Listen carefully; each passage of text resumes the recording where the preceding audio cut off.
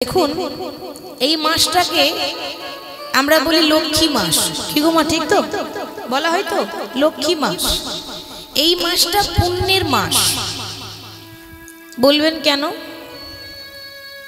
আগামী 29শে পৌষ আমাদের কাছে সবথেকে বড় দিন, শুভ দিন, কারণ সেদিন হচ্ছে গঙ্গা স্নানের দিন, তাই না? তো সকল ভক্তের কাছে আমি করজোড়ে নিবেদন করব, আপনারা পারলে সেদিন গঙ্গা স্নান করবেন, কারণ এখান থেকে তো বেশি দূর নয়। গঙ্গাসাগর নাইবা যেতে পারলেন, সামনেই তো আছে বাবা জয়দেব মেলা, সেখানে একদিনের জন্য গঙ্গা উজান বয়। কি গো, ঠিক তো? জয়দেব যে ধাম, সেখানে গিয়ে আপনি গঙ্গা স্নান করতে পারেন। কথিত আছে যে সেই দিনই রাজা ভগীরথ মা গঙ্গাকে এনেছিল এই মর্তধামের মাটিতে। সেই দিন, সেদিন প্রথম মা গঙ্গা আমাদের ধরণীর মাটিতে এসেছিল। শুধু তাই নয়, আপনারা শুনেছেন মহাভারতে গঙ্গাপুত্র ভীষ্ম কথা। সেই গঙ্গাপুত্র ভীষ্ম 58 দিন সরসজ্জায় ছিল। তা সেই সংক্রান্তির দিনে তিনি দেহ রেখেছিলেন। তার তো ইচ্ছা মৃত্যু বর ছিল, সেই দিনই তিনি দেহ রেখেছিলেন। দিনটা বড় শুভ দিন। সেদিন মা গঙ্গা এসেছিল, আর প্রথম মা গঙ্গা এসে সাগরে মিলেছিল বলে সেদিন ভক্তরা গঙ্গা সাগরে স্নান করতে যায়। গঙ্গা সাগর যায় না ভক্তরা? সেদিন প্রথম মা গঙ্গা সাগরে মিলেছিল, তাই হয়েছে গঙ্গা সাগর স্নান। কিন্তু কেউ যদি গঙ্গা স্নান করতে যেতে না পারেন, হয়তো আপনার কাছে গঙ্গা নদী নেই, আপনি যেতে পারলেন না, সকালবেলায় প্রভাতকালে স্নান করে শুভ্র বস্ত্র মানে সাদা বস্ত্র পরতে হবে। সাদা বস্ত্র পরে গোবিন্দের চরণে তুলসী পত্র দিয়ে একটু গঙ্গা জল মাথায় ছিটিয়ে নেবেন, তাতেই কিন্তু আপনার গঙ্গা স্নান হয়ে গেল। নিতাই গৌর হরি বল। আজ আমরা আস্বাদন করব সকল ভক্তের চরণ ধুলো মস্তকে নিয়ে একটি ভক্তের কথা। ভক্তের কথা আপনারা হয়তো অনেক শুনেছেন, কিন্তু আজকে যার কথা বলবো সে মাত্র 5 বছর বয়সে ভগবানকে পেয়েছিল। আপনারা হয়তো ভাববেন, মা সারা জীবন পেরিয়ে যাচ্ছে, সারা জীবন কৃষ্ণ বলে কাঁদি, তবু কৃষ্ণের কৃপা পাই না। আর একটা 5 বছরের ছেলে কৃষ্ণকে পেয়ে গেল কি করে? যার হয়,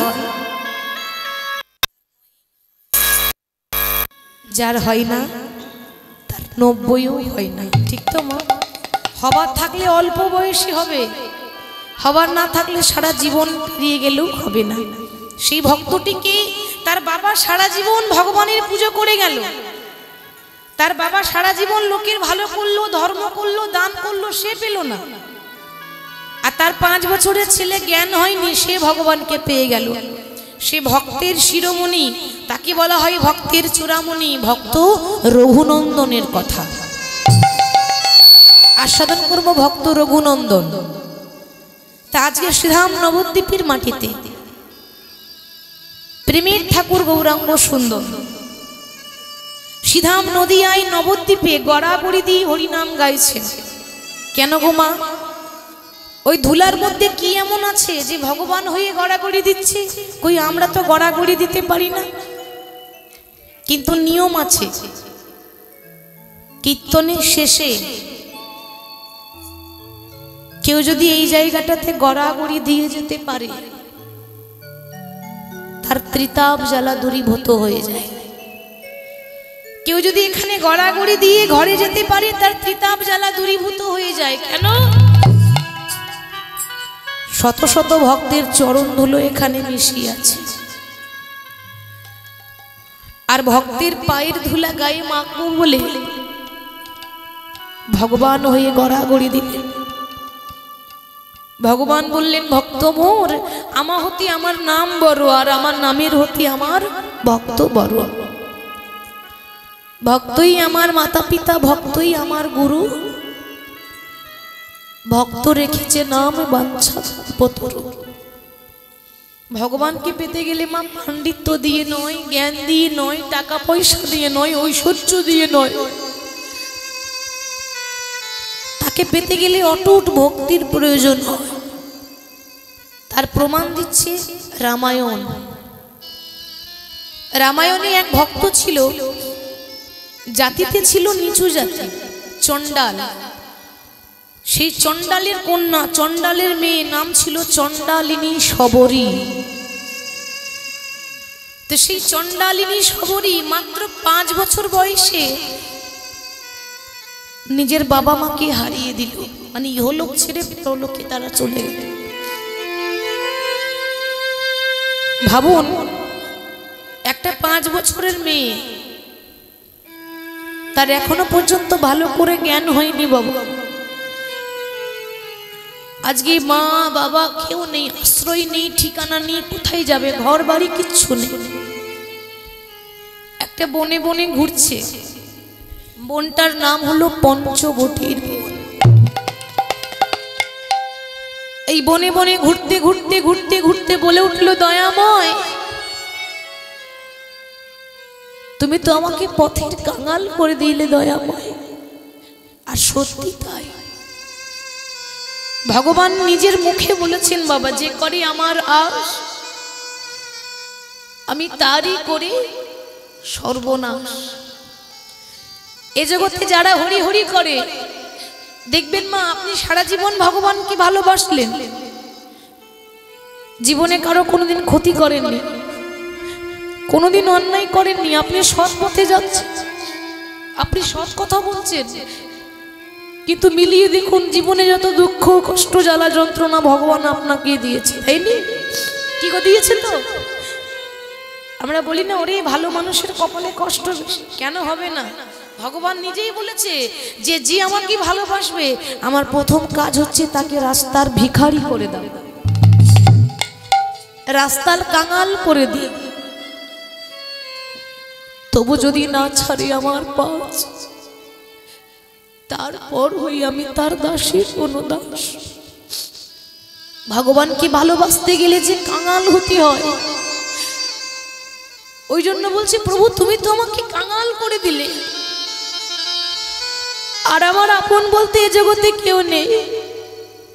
কিন্তু আমি জানি এ জগতে যার কেউ নেই তার ভগবান আছে। জীবনে যতদিন বেঁচে থাকবো, ভালো যদি বাঁচতেই হয় একজনকে ভালোবাসবো, সে হলো প্রভু রামচন্দ্র।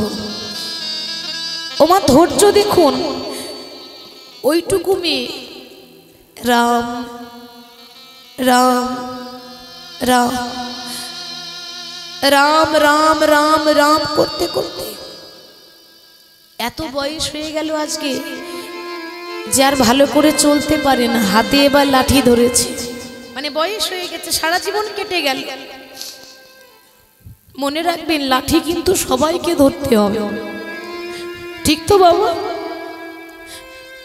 কোন বয়স্ক মানুষ যখন লাঠি হাতে নিয়ে যায়, আমরা ঠাট্টা করি, আমরা ব্যঙ্গ করি, কিন্তু ভুলে যাবেন না ওই রকম দিন আমারও আসবে। আমি এরকম সারা জীবন থাকবো না। ওই জন্য তো বলছে বেলা যে যায় বাসনায় আগুন দিতে হবে। তো আর লোভ লালসা নিয়ে পড়ে থাকলে হবে না। বেলা চলে যাচ্ছে আস্তে আস্তে, আয়ু সূর্য ডুবে যাচ্ছে বাবা। সেই পঞ্চবটির বনে অপেক্ষা করছে একটা তাল পাতার কুড়ে ঘরে বসে বসে বলছে, প্রভু আর কি কোনোদিনও তোমার দেখা পাবো না? কোনোদিনও কি তোমার কৃপা পাবো না? এই পঞ্চবতী পাতায় পাতায় শুধু তোমার নামটি লেখা, তুমি আমার কবি আসবে হরি, কবে দেবে দেখা?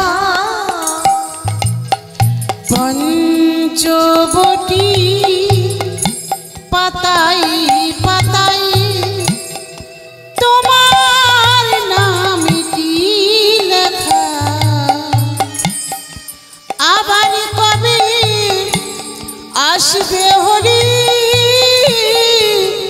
কবে দেবে দেখা এই পঞ্চবটির পাতায় পাতায় শুধু তোমার নামটি লেখা।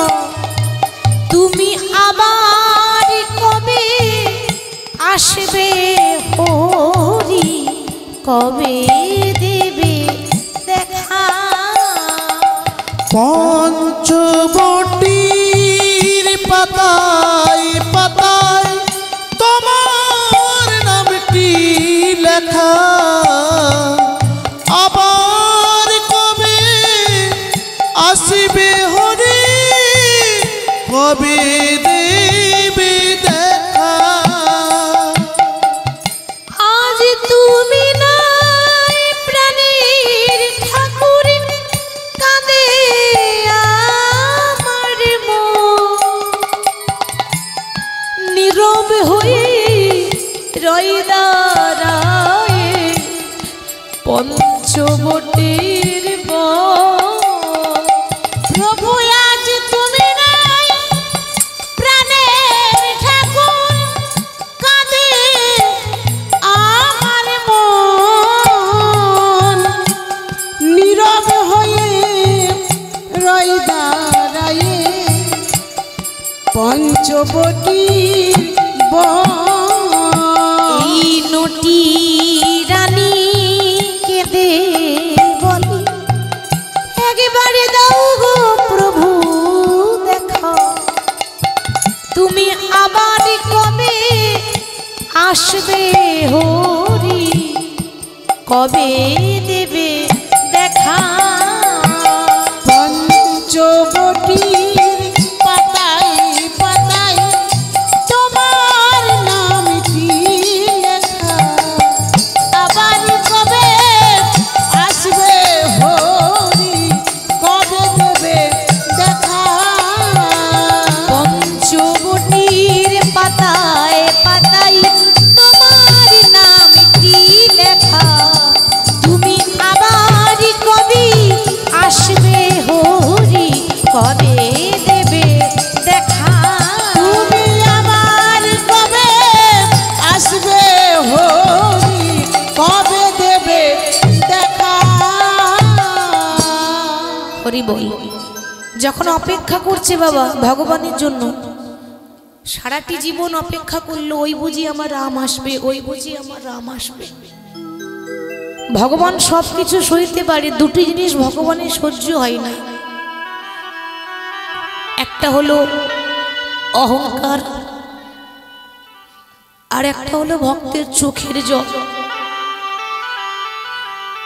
ভগবান সব কিছু সইতে পারে মা, কিন্তু কেউ যদি কেঁদে কেঁদে ভগবানকে ডাকতে পারে, দুফোঁটা নয়ন বাড়ি পরিশ্রম করতে পারে, ভগবান কি আর না এসে থাকতে পারে? রাম লক্ষ্মণ ওই শবরীকে কৃপা করব বলে যেই না পঞ্চবটির বনে প্রবেশ করল, দেখছে তাল পাতার কুড়ে ঘরে বসে আছে। ওমা এত অভাব তার, ছোটবেলায় মা বাবাকে হারিয়ে দিয়েছে তো, একবেলা অন্ন জোটে, একবেলা অন্ন জোটে না, একবেলা খেতে পাই, একবেলা না খেয়ে থাকে, কেউ তো নেই, অতি বৃদ্ধা শবরী। হঠাৎ যেই না দেখছে মা তার তাল পাতার কুড়ে ঘরে ভগবান এসে দাঁড়িয়েছে, বিশ্বাস করতে পারছে না। মনে মনে ভাবছে, হায় রে, যোগী যারে যোগী পায় না, মুনি যারে ধ্যানে পায় না, যার কৃপা পাওয়ার জন্য ভক্তরা সারা জীবন কেঁদে যায়, তবুও তার দেখা পাওয়া যায় না। সেই মানুষটা আমার মতো একটা কাঙালিনীর ঘরে এসেছে। কিন্তু মাগো, আজকে আমার ঘরে ভগবান এসেছে, বসতে দেব কোথায়? আমার ঘরে তো সিংহাসন নেই। এ জগতের ভক্তরা ভগবানকে বসাবার জন্য কত সুন্দর বাড়িতে সিংহাসন পেতে দেয় গোপাল ঠাকুর বসবে বলে, তাই না মা? কিন্তু আমার তো সিংহাসন নেই মা, তাহলে ভগবান কোথায় বসবে? পরনে পড়েছিল একটা ছেঁড়া কাপড়, ধুলো বালি নোংরা ময়লা লেগে আছে। কিন্তু মনে রাখবেন, কাপড়ের মধ্যে নোংরা থাকতে পারে, কাপড়ের মধ্যে ময়লা থাকতে পারে, মনের মধ্যে তো ময়লা ছিল না, মন তো পবিত্র ছিল। নাইবার হইল পরনে তার দামি পোশাক। ভক্তের অলংকার তো পোশাক নয়, ভক্তের অলংকার হচ্ছে ভক্তি। ওই ছেঁড়া কাপড়ে, ওই ছেঁড়া কাপড়টা করে মাটির বারান্দার ধুলোগুলো ঝাড়ছে, ধুলো ঝেড়ে দিয়ে বলছে, প্রভু তুমি তো জানো আমার ঘরে তো সিংহাসন নেই, তবে তুমি তো কৃপাময়, তুমি তো দয়াল হরি, তুমি নিজ গুণে কৃপা করে আমার এই মাটির ঘরটাকে সিংহাসন মনে করে গ্রহণ করো দয়াময়। রাম লক্ষণ মাটিতেই বসলেন। লক্ষণের একটু অহংকার, গদিতে বসে তো সে মাটিতে বসলো, তার ভালো লাগছে না বসতে। কিন্তু রামচন্দ্র যখন বসলেন মনে মনে চিন্তা করছে, আহা ওমা এতদিন সিংহাসনে বসে যে আনন্দ পাইনি, আজকে মাটিতে বসে সেই আনন্দ পেয়েছি। এই যে আপনারা বসে আছেন না, এটা সামান্য জায়গা নয়। টাকা থাকলে দামি দামি চেয়ারে বসা যায়, টাকা থাকলে গদিতে বসা যায়, কিন্তু টাকা থাকলেও ভক্তের আসন পাওয়া যায় না বাবা। এ বহু ভাগ্যের ফলে জোটে। এ আসন যেমন তেমন আসন নয়, এ আসন হলো রাজা পরীক্ষিতের আসন, যে এই আসনে বসে 7 দিন ধরে ভাগবত গীতা শ্রবণ করেছিল। এই আসন বহু ভাগ্যের ফলে জোটে। ভগবান দেখলেন আমি যা সুন্দরভাবে বসেছি এরকম সুখ সিংহাসনে নাই। পরীক্ষা করার জন্য বলছে, সবরই বসতে তো আমায় দিলে, কিছু সেবা দেবে না? আমার যে বড্ড ক্ষুধা পেয়েছে, সবরই কি দেবে মা? তার ঘরে যে দেওয়ার মতো শাক অন্য পর্যন্ত নেই। প্রভু তুমি তুমি একটুখানি বসো, আমি যেমন করে হোক চেষ্টা করছি তোমার সেবার জন্য কিছু আনা। রাম বসে আছে আর সবরই বনে বনে বনে বনে ঘুরছে, যদি কিছু পাওয়া যায় সেবার তরে। ঘুরতে ঘুরতে ঘুরতে ঘুরতে হঠাৎ বনের মধ্যে কুল গাছ দেখতে পেয়েছি। মা আমরা কুল খাই, সেই কুল গাছ। বনের মধ্যে কি আর রাজভোগ থাকে? একটা কুল গাছ বাবা। ওই কুল গাছে অনেকগুলো কুল নিজের শাড়ির আঁচলে করে পেরেছে। মনে মনে চিন্তা করছি, ও মা কুল তো পেরে নিলাম, কিন্তু ভগবানকে নিবেদন করব কি করে? ভগবান তো প্রত্যেক দিন রাজভোগ খায়, ভগবান তো প্রত্যেক দিন 56 ভোগ খায়, দামি দামি মিষ্টান্ন খায়, তাকে কি কুল দেওয়া যাবে? কিন্তু ভগবান কি একবারও বলেছে যে আমাকে দামি দামি মিষ্টি দাও, রাজভোগ দাও, নালে পুজো নেব না? ভগবান কি বলেছে? ভগবান বললেন, ভক্ত মোর, আমার দরকার নেই রাজভোগের, আমার 56 ভোগেরও দরকার নেই, আমাকে দেওয়ার মতো কিছু নাই বা রইল। এ জগতের প্রত্যেকটা ভক্তকে আমি একটা করে গঙ্গার, একটা করে যমুনা দিয়েছি, 2টি নয়ন। এই নয়ন বাড়ি বরিশন করে হা গোবিন্দ তোমার হলাম বলে যদি কেউ ডাকতে পারে, আমি জন্ম জন্মান্তরের মতো তার কাছে দাস হয়ে যায়নি। তাই গৌর হরি বল। সবরই আঁচলে করে সেই কুল নিয়ে এবার রামচন্দ্রের বদনে তুলে দিতে যাবে। আর যেই না রামচন্দ্রের বদনে তুলে দিতে যাবে,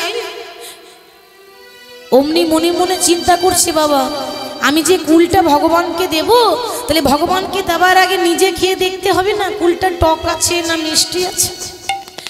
দেখেছেন মা ভক্তি কাকে বলে? আপনাদের সন্তান যখন কিছু খায়, আপনাদের ছেলে মেয়েকে যখন কিছু খাওয়ান, তো একবার নয় 10 বার যাচাই করেন না? আমার খোকা খাচ্ছে, খাবারটা বাসি নয় তো? কি গো মা, মা তো যাচাই করবে খাবারটা টাটকা আছে তো, কিছু পড়েনি তো, কিছু যদি পড়ে যায়, কিছু যদি খাবারটা খারাপ থাকে আমার খোকার ক্ষতি হবে। কেন? সন্তান কি ভালোবাসি তো? ছেলেটা যদি কিছু হয়ে যায় আমি প্রাণে বাঁচবো না, এরকম করে ভগবানকে কেউ ভালোবাসতে পারে না মা। সবরই মনে মনে ভাবছে যে যে কুলটা রামচন্দ্রকে দিচ্ছি, ও মা কুলের মধ্যে যদি পোকা থাকে তাহলে তো আমার দয়াময়ের কষ্ট হবে। কষ্ট হলে আমার হোক, মরতে গেলে আমি মরবো, আমার ভগবানের জন্য কোনো ক্ষতি না হয়। ভগবানকে দেওয়ার আগে এক একটা কুল নিজে গ্রহণ করছে। যে কুলটা মিষ্টি লাগছে সেটা আগে নিজে এঁঠো করে খেলো, তারপর ভগবানের বদনে তুলে দিচ্ছে। আর ভগবান মনে মনে ভাবছি, ভক্ত মোর তুমি তো জানো না যে ভক্তের এঁঠো আমার কাছে বড় মিঠো লাগে। মিঠো অর্থাৎ মিষ্টি লাগে। ভক্ত যদি এঁঠো দেয় সেটা আমার কাছে বড় মিষ্টি, আমার কাছে অমৃতের সমতুল্য। ভগবান এঁঠো কুল গ্রহণ করলেন আর মনে মনে চিন্তা করছে, বাবা এ জগতে আমাকে মন্ত্রতন্ত্র দিয়ে সবাই ডাকে, কিন্তু এরকম চোখের জলে আমায় কেউ ডাকে না। এটাও প্রমাণ করলেন যে মুচি হয়ে শুচি হয় যদি কৃষ্ণ ভজে, শুচি হয়ে মুচি হয় যদি কৃষ্ণ তেজে। ভক্তিতে ডাকিলে আমি চণ্ডালেরও হয়, কিন্তু অভক্তিতে ডাকিলে কোনো ব্রাহ্মণেরও নয়। তাহলে ভগবান কার? ভক্তি যার ভগবান তার, ভক্তি যার নেই ভগবান তার কাছে থাকে না, তাই তো মা? তাহলে আজকে সেই ভক্তের ভগবান শ্রী গৌরাঙ্গ প্রেমের ঠাকুর নাম বিলাতে এলো নদিয়ায়, গড়াগড়ি দিচ্ছে বাবা। এত সুন্দর শোভা হয়েছে, তোমরা দেখো গো আসিয়া। আমার লক্ষ্মী মায়েদের বলছি, আমার গৌর হরির তো নাম প্রেমে বিভোর হয়েছেন। গৌর হরির একরকম ভাব নয়, কখনো তিনি কানতে কানতে নাম গাই, কখনো গড়াগড়ি দিয়ে, কখনো আবার লম্পে ঝম্পে নৃত্য করতে করতে। তা সবাই একটু উলুধ্বনি দেওয়া যাবে? বাহ, লক্ষ্মী মায়ের মধ্যে একটু উলুধ্বনি দিয়ে দেন দেখি একসঙ্গে সবাই মিলে। বাহ, তোমরা দেখো গো আসিয়া আমার গৌরী নিতাই নৃত্য করে দু বাহু তুলিয়া। তোমরা দেখো গো আসিয়া গৌর নিতাই নৃত্য করে দু বাহু তুলিয়া। তোমরা দেখো গো আসিয়া গৌর নিতাই নৃত্য করে দুই বাহু তুলিয়া। দু বাহু তুলিয়া দেখো হরি বল বলিয়া রে, দু বাহু তুলিয়া দেখো হরি বল বলিয়া রে। দু বাহু তুলিয়া দেখো হরি বল বলিয়া রে। দু বাহু তুলিয়া দেখো হরি বল বলিয়া রে। বাহু তুলে হাত নামিয়ে নয়, ঠান্ডা করছে, সত্যি ঠান্ডা লাগছে, ঠান্ডা পালিয়ে যাবে। আপনি হরি নাম করে দেখুন, হাত বের করে দেখুন, ঠান্ডা কোন দিকে পালিয়ে যাবে। বাহু তুলে দেখো গো, তোমরা দেখো গো আসিয়া গৌর নিতাই নৃত্য করে দু বাহু তুলিয়া। ও তোমরা দেখো গো আসিয়া গৌর নিতাই নৃত্য করে দু বাহু তুলিয়া।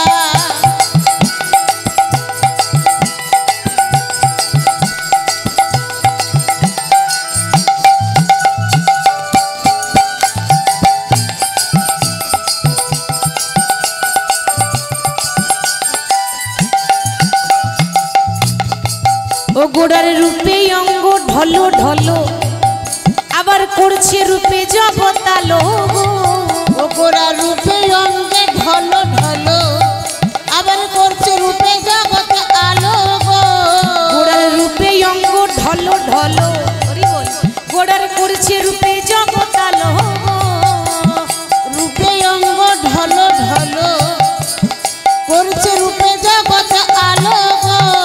গোড়া মন প্রাণ সবই নিল রূপ দেখাইয়া। গোরা মন প্রাণ সব নিল রূপ দেখাইয়া। এত সুন্দর রূপ, একবার যদি গৌর হরির দিকে কেউ তাকায় তা আর কারোর রূপ দেখতে ইচ্ছাই করবে না, এত সুন্দর দেখতে ছিলেন বাবা। তাই মন প্রাণ ও গোরা মন প্রাণ প্রাণে সবই নীল রূপ দেখাইয়া, মনে প্রাণে সব নীল রূপ দেখাইয়া। তোমরা দেখো গো আসিয়া গৌর নিতাই নৃত্য করে দুবাহু তুলিয়া। তোমরা দেখো গো আসিয়া গৌর নিতাই নৃত্য করে দুবাহু তুলিয়া। তোমরা দেখো গো আসিয়া গৌর নিতাই নৃত্য করে দুই বাহু তুলিয়া।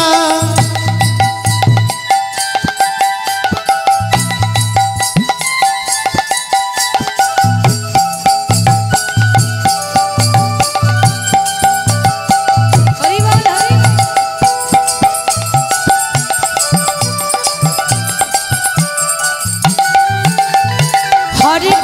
হরে কৃষ্ণ কৃষ্ণ কৃষ্ণ হরে হরে, হরে কৃষ্ণ কৃষ্ণ কৃষ্ণ হরে হরে, হরে কৃষ্ণ কৃষ্ণ হরে কৃষ্ণ কৃষ্ণ কৃষ্ণ হরে হরে। হরে রাম রাম রাম হরে হরে। হরে রাম রাম রাম হরে গোড়া মন প্রাণ ও গৌর মন প্রাণ সব নীল রূপ দেখাইয়া, ওরা মন প্রাণে সব নীল রূপ দেখাইয়া।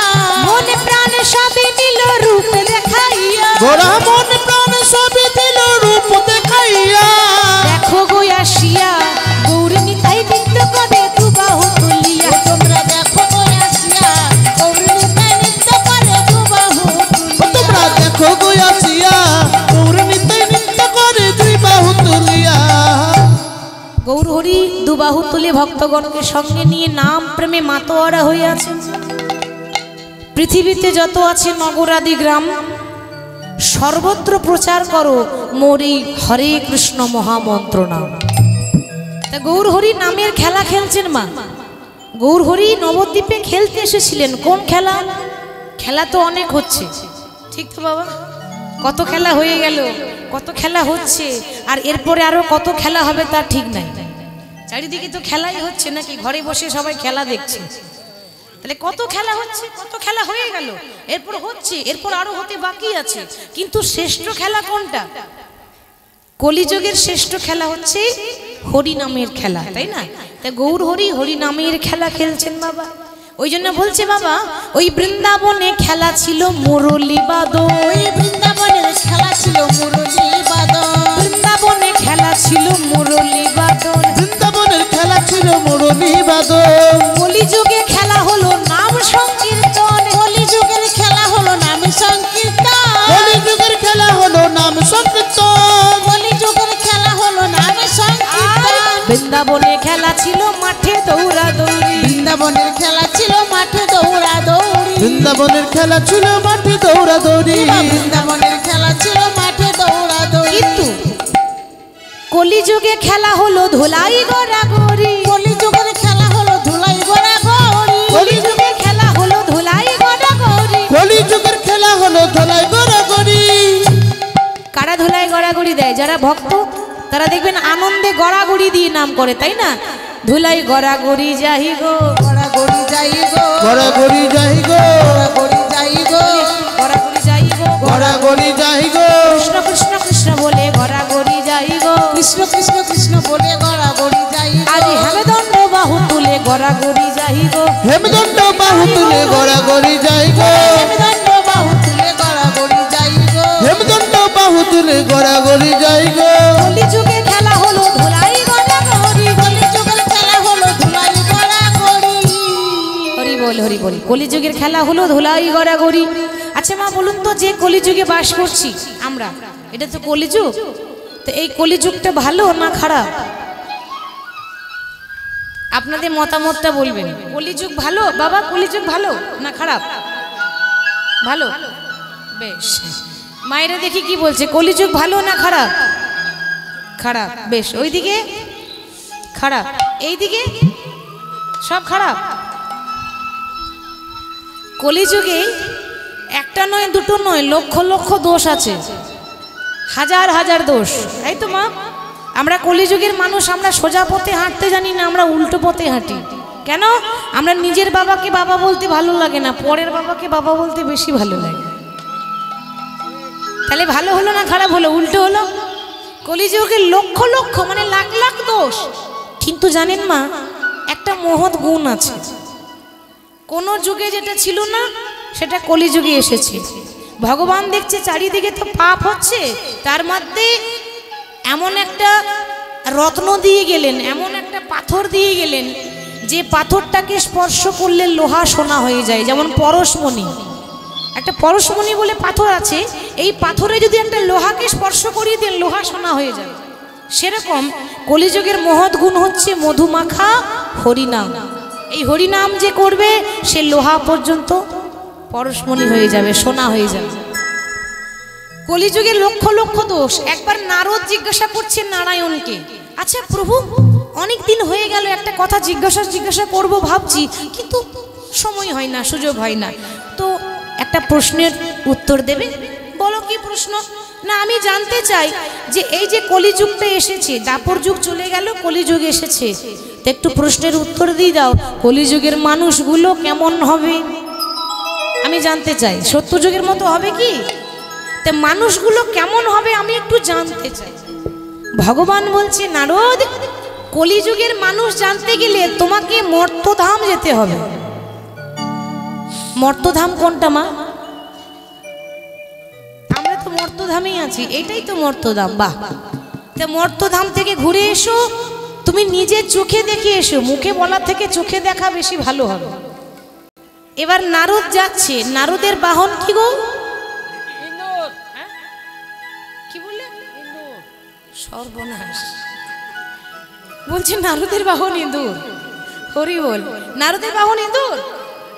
হ্যাঁ, ঢেকি। বাহ, নারদের বাহন ঢেকি, ঢেকির ওপর চেপেছে আর হাতে রয়েছে বীণা। সবসময় তো বীণাতে নারায়ণ নারায়ণ করে, তো ওই নারায়ণের কথা মতো ঢেকিতে চেপে হাতে বীণা নিয়ে স্বর্গ থেকে মর্তধাম আসছে। প্রভুর নাম গাইতে গাইতে আসছে। কেমন ভাবে? কে তুমি প্রভু কাছে আছো, তবু জানি না আছো কোন খা। কে তুমি আমার কাছে আছো, তবু জানি না আছো কোনখানে। কে তুমি প্রভু কাছে আছো, তবু জানি না আছো কোনখানে। কে তুমি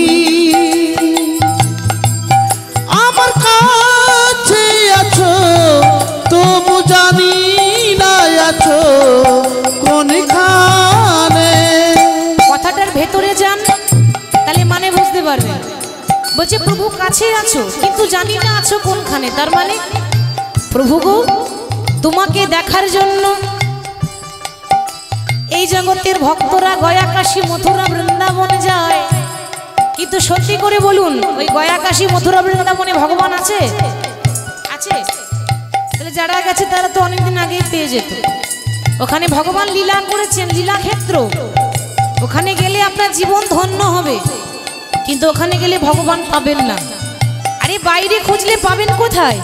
ভগবান আছে ভক্তের অন্তরে, ঠিক তো?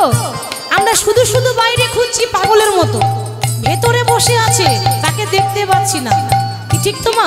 ওই জন্য বলছে প্রভু কাছে আছো কিন্তু জানি না আছো কোনখানে। কে তুমি আমার কাছে আছো, তবু জানি না আছো কোনখানে। কে তুমি আমার কাছে আছো, তবু জানি না আছো কোনখানে। প্রভু যে কথা বলো আমি তাই শুনে যাই, তুমি যে কথা বলো তাই শুনে যাই। প্রভু যে কথা বলো তাই শুনে যাই। প্রভু যে কথা বলো তাই শুনে যায়। জানি না তবু তার মানে, বুঝি না তবু তার মানে। কে তুমি আমার কাছে আছো, তবু জানি না আছো কোনখানে। কে তুমি আমার কাছে আছো,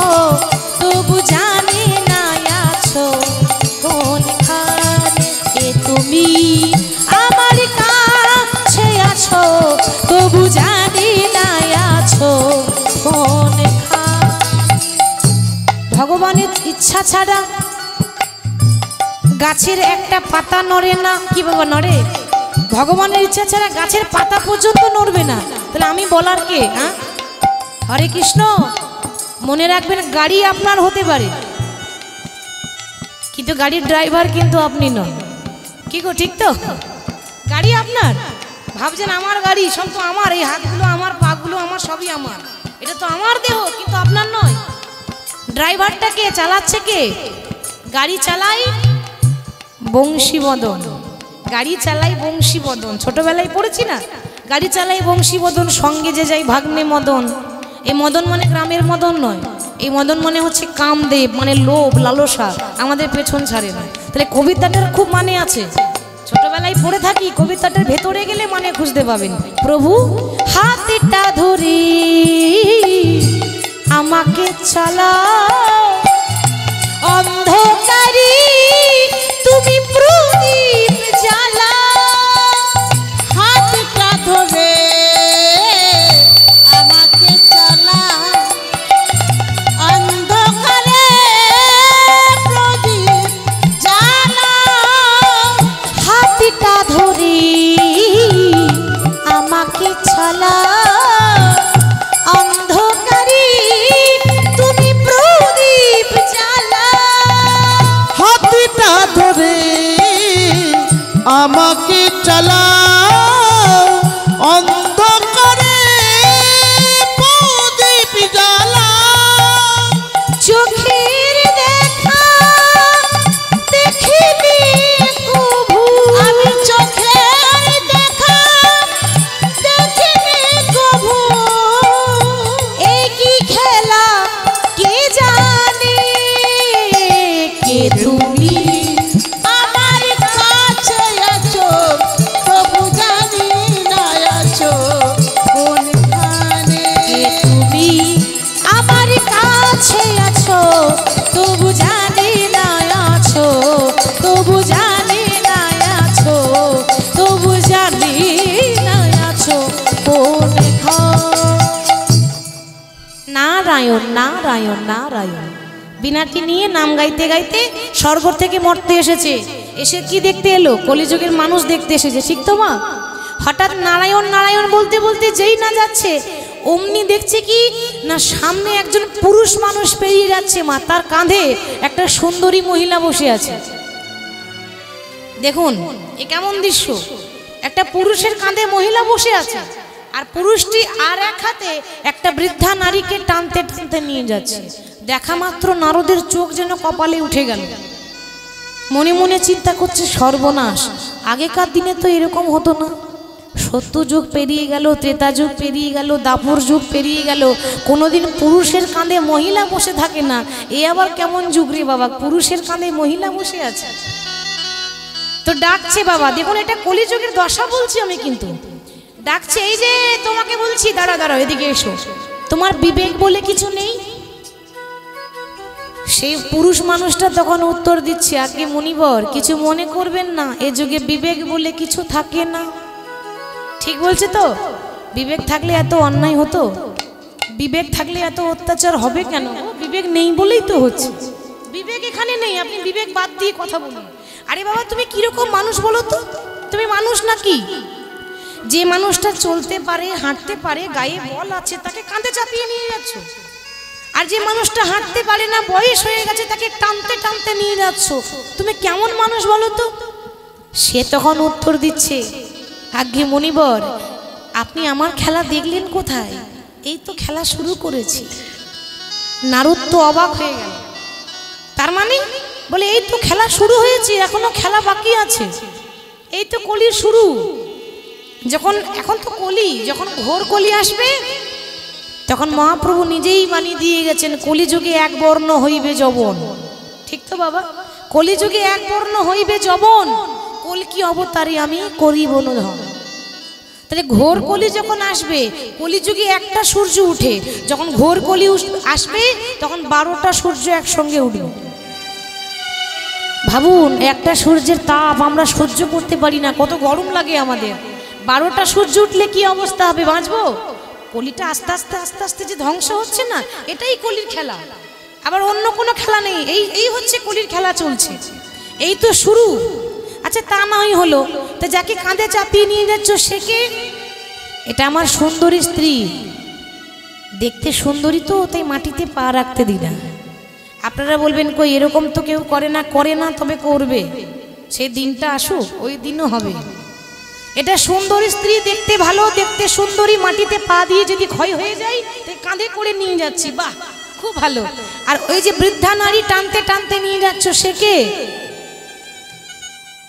ওটা তো আরো সহজ, তিনি হলেন আমার গর্ভধারিণী মা। বলে কেন?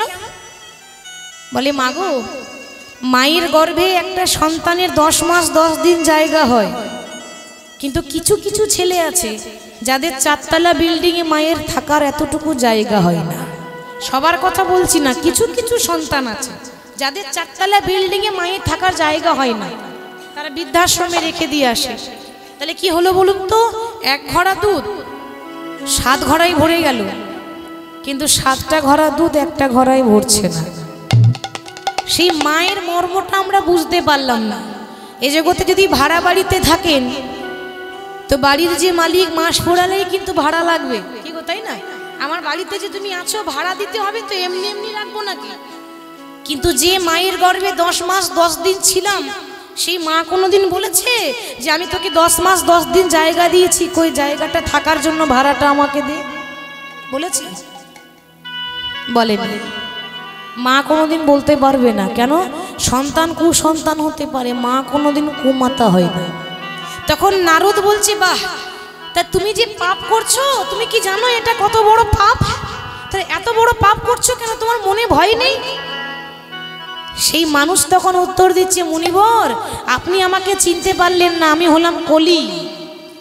যাকে দেখতে এসেছেন আমি সেই যুগ, আমি সেই কলি। আর শুধু তাই নয়, আপনি যে বলছেন এত পাপ করছো কেন, আপনি একবারও বিচার করেছেন আমি যদি পাপ না করি, আমি যদি অন্যায় না করি, আমি যদি অত্যাচার না করি, তাহলে ভগবান নেমে আসবে কেমন করে? ভগবান কখন আসে? যখন পাপের ঘোড়া ভর্তি হয়ে যায়।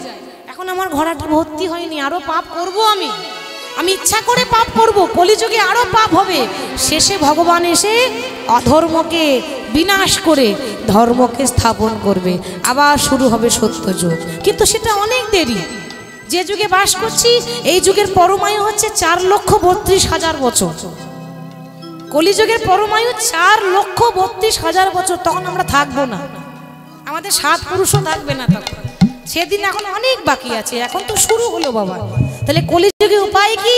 বলে একটাই উপায়, বদনে ভরে গাউরে মন, হরে কৃষ্ণ নাম, হরে কৃষ্ণ নামে জপ জপ বিরাম। বদন ভরে গাউরে মন, হরে কৃষ্ণ নাম, হরে কৃষ্ণ নাম জপ জপ বিরাম। বদনে ভরে গাউরে মন, হরে কৃষ্ণ নাম, হরে কৃষ্ণ নাম জপ জপ বিরাম।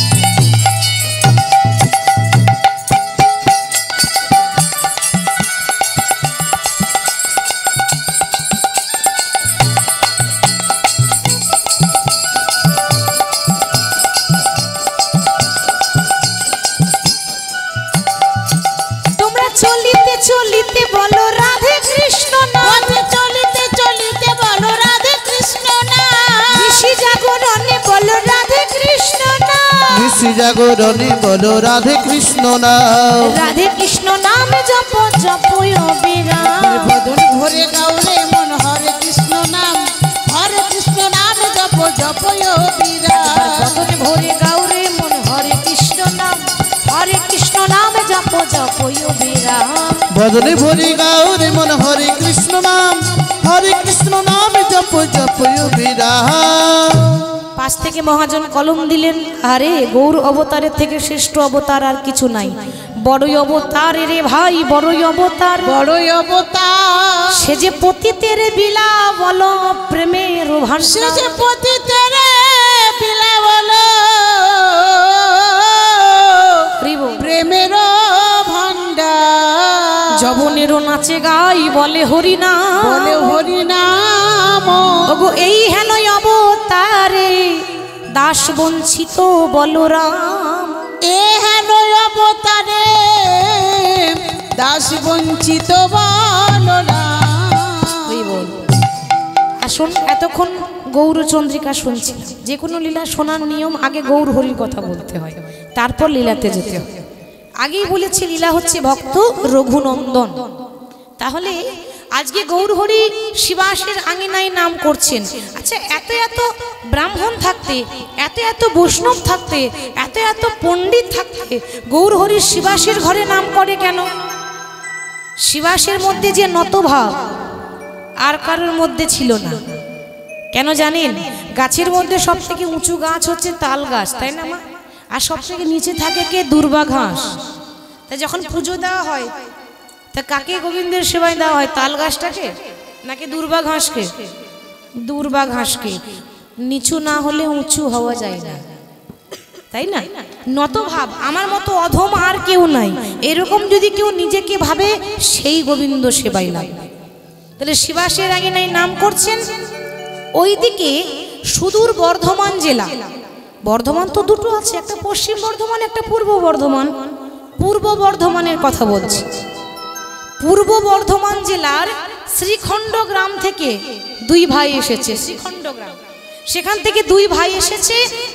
একজনের নাম বড় ভাইয়ের নাম হচ্ছে মুকুন্দ সরকার, আর ছোট ভাইয়ের নাম হলো নরহরি সরকার। দুই ভাই, বড় হলো মুকুন্দ সরকার, ছোট ভাই নরহরি সরকার। এদের খুব ইচ্ছা আছে গৌরকে দেখবে, তাই ছুটে গেল সিধাম নবদ্বীপে। গিয়ে দেখছি কি মহাপ্রভু নাম করছে। আরে কি বা সুরধ্বনি তীরে তীর মহাবিলসয়, সমবয় বা লোক সঙ্গে সুরধ্বনির তীরে তীরে মহাবিলসই, সমবয়বা লোক সঙ্গে।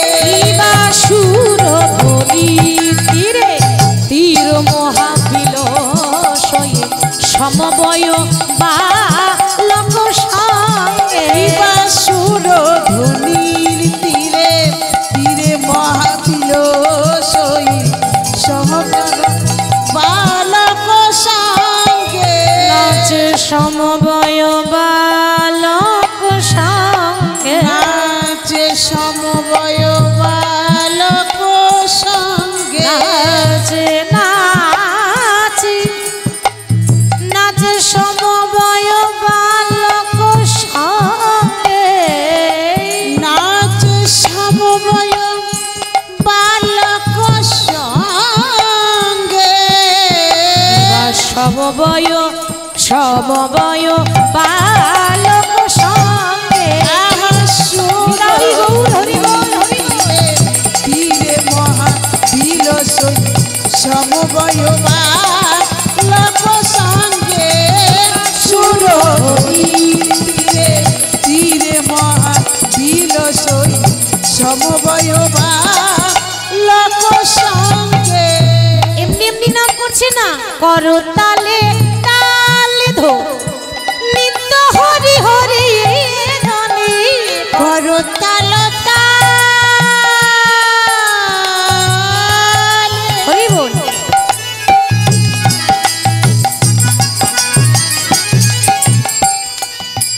করো তাল তালে ধো ধ্বনি তো হরি ধ্বনি। করো তাল তালে ধ্বনি তো হরি হরি ধ্বনি। বাবা, যেই না এমন কথা বলছে, তখন বড় ভাই মুকুন্দ কবিরাজ মানে সরকার ছিল, কিন্তু আস্তে আস্তে তারা জাতিতে ছিল সরকার, মুকুন্দ সরকার, কিন্তু তাদের জাত ব্যবসা হচ্ছে কবিরাজি, চিকিৎসা করা, ওই জন্য বলে মুকুন্দ কবিরাজ। তো মুকুন্দ কবিরাজ ছোট ভাইকে বলছে, ভাই দেখতে পাচ্ছিস? বলি ওই তো আমার গোড়া আছে, ওই তো আমার গোড়ায় নাচে, ওই তো আমার গোড়া আছে, ওই তো আমার গোড়ায় নাচে। হরি হরি হরি বলে, ওই তো বিদায় আমার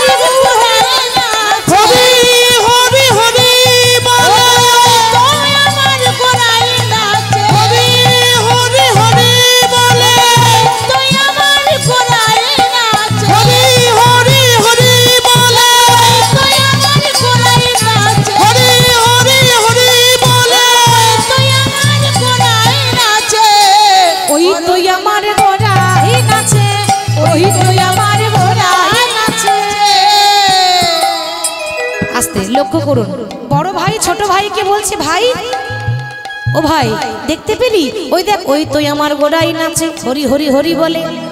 ছোট ভাই বলছি, ও গো দাদা গো, তুমি যা দেখতে পাচ্ছ আমি কিন্তু তা দেখছি না। সে কি রে, তুই আবার কি দেখলি? তুই আবার আলাদা কিছু দেখলি নাকি?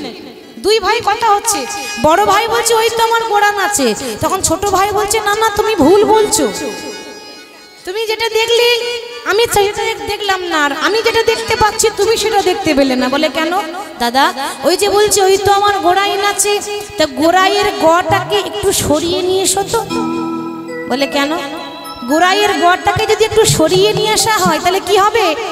ওই তো গো রাই নাচে, ওই তো রাই নাচে, ওই তো গো রাই নাচে, ওই তো রাই নাচে। তার অন্তরেতে তার ভেতরেতে শ্যাম নাচে, আর বাইরে আমার রাহি নাচে। তার অন্তরেতে শ্যাম নাচে, ওই তো রাই নাচে। দেখেছেন, দুই ভাই দুজনেরই চোখ আছে কিন্তু দেখার দৃষ্টিতে এক হলো না। একজন দেখছে গৌর নাচছে, আর একজন বলছে না না দাদা আমার রাধারানী নাচছে। বাইরে রাই নাচছে, ভেতরে বাইরে রাই নাচছে, আর ভেতরে আমার শ্যাম নাচছে। এইভাবে যখন দুজনে দু ভাই কথা বলছে, হঠাৎ মহাপ্রভু শিবাসকে ডেকে বলছে, শিবাস আজকে না তোমার ঘরের বাইরে দরজার সামনে দুই ভাই এসে দাঁড়িয়ে আছে। বর্ধমান জেলা শ্রীখণ্ড গ্রাম থেকে এসেছে, একজনের নাম মুকুন্দ সরকার, একজনের নাম নরহরি সরকার। তুমি বাইরে যাও, বাইরে গিয়ে দুই ভাইয়ের কাছে গিয়ে দাঁড়িয়ে তাদেরকে বলে দাও যে দুজনের মধ্যে যে ছোট ভাই সে আমার কৃপা পাবে, মানে তাকে সারা জীবন আমার কাছে রাখবে, তাকে সঙ্গী করব। আর দুজনের মধ্যে যে বড় ভাই সে শত জন্মেও তাকে কৃপা করব না, মানে 100 জন্মও কৃপা করব না। সে সারা জীবন যদি বাইরে দাঁড়িয়ে থাকে তবু তাকে কৃপা করব না। শিবাস বলছে, প্রভু এ তোমার কেমন বিচার? ভগবান তো ভক্তের মধ্যে বিচার করে না, একজনকে কৃপা করবে আর একজনকে কৃপা করবে না, এ তোমার কেমন বিচার? শিবাস, ভগবান যা করে মঙ্গলের জন্য করে, ভগবানের কথায় সমালোচনা করবে না, যেটা বলছি সেটা করো। তাই হলো শিবাস বাইরে ঘরের বাইরে গিয়ে দুজন দেখছে দাঁড়িয়ে আছে দুই ভাই, গিয়ে বলছে জয়নিতাই, আগে জয়নিতাই জয়নিতাই, আচ্ছা তোমাদের মধ্যে ছোট ভাই কি? আগে আমি গো আমি, আমার নাম নরহরি সরকার। বাহ, প্রভু বলেছে প্রভু তোমাকে সারা জীবন চরণে ঠাঁই দেবে, তোমাকে নিজের সঙ্গী করে রাখবে। আচ্ছা তোমাদের মধ্যে বড় ভাই কি? বড় ভাই আমি গো আমি, আমার নাম হলো মুকুন্দ সরকার। শুনে নাও, প্রভু বলেছে তোমাকে শত জন্মে কৃপা করবে না, আর যেই না বলেছে তোমাকে 100 জন্মে কৃপা করবে না। কথাটা শোনা মাত্র মুকুন্দ সরকার ধেই ধেই করে নাচতে শুরু করেছে, জয় গৌর হরি, জয় গৌর হরি, জয় গৌর হরি। বলি তুমি পাগল নাকি? আমি কি বললাম কথাটা শুনলে তো? এ কি পাগলের পাল্লাই পড়লাম? আমি বললাম আমাদের গৌর হরি তোমাকে 100 জন্মেও কৃপা করবে না। তুমি যদি সারাদিন দাঁড়িয়ে থাকো দরজায় তবু তোমাকে তোমার মুখ দর্শন করবে না, তোমাকে কৃপা করবে না। এই কথাটা শুনে তো মানুষের রাগ হবে, মন খারাপ হবে, আর তুমি আবার ধেই ধেই করে নাচছো কেন? তুমি কি পাগল?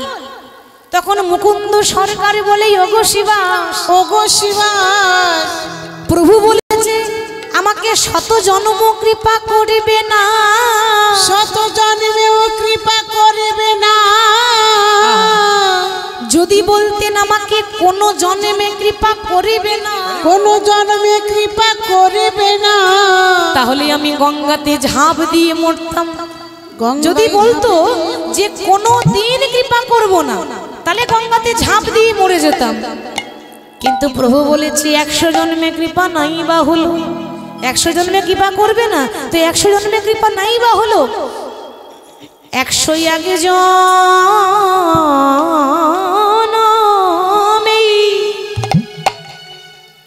প্রভুর কৃপা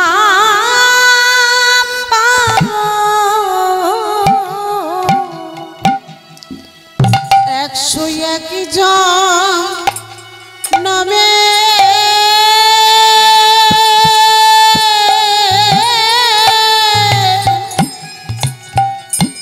প্রভুর কৃপা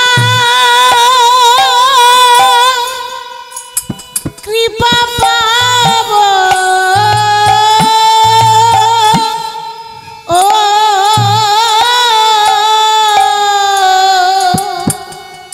101 জনমে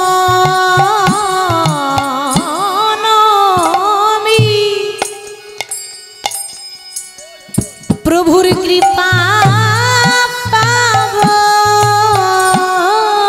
101 জনমে আমি কৃপা পাব। সারা জীবন না